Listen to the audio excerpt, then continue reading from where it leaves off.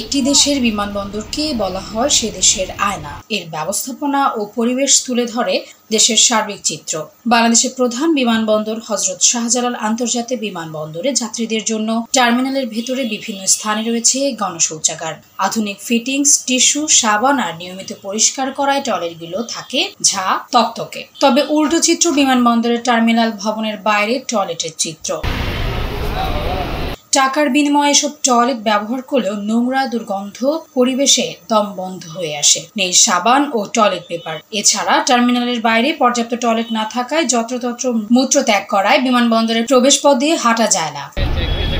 হযরত শাহজালাল আন্তর্জাতিক বিমানবন্দরে প্রায় 30টি এয়ারলাইন ফ্লাইট পরিচালনা করে। প্রতিদিন প্রায় 20,000 যাত্রী এই বন্দর দিয়ে যাতায়াত করেন। দূর দূরান্ত থেকে আসা মানুষ বিমানবন্দরের টার্মিনাল ভবনের সামনে ও আশেপাশে অবস্থান করে, অথচ তাদের জন্য মাত্র 2টি স্থানে রয়েছে টয়লেটের ব্যবস্থা।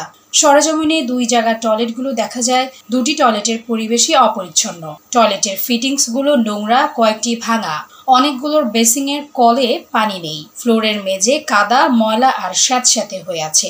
এমন নোংরা টয়লেট ব্যবহার করতে 5 টাকা ফি নির্ধারিত থাকলেও ইজারাদাররা জনপ্রতি নিচ্ছে 10 টাকা করে।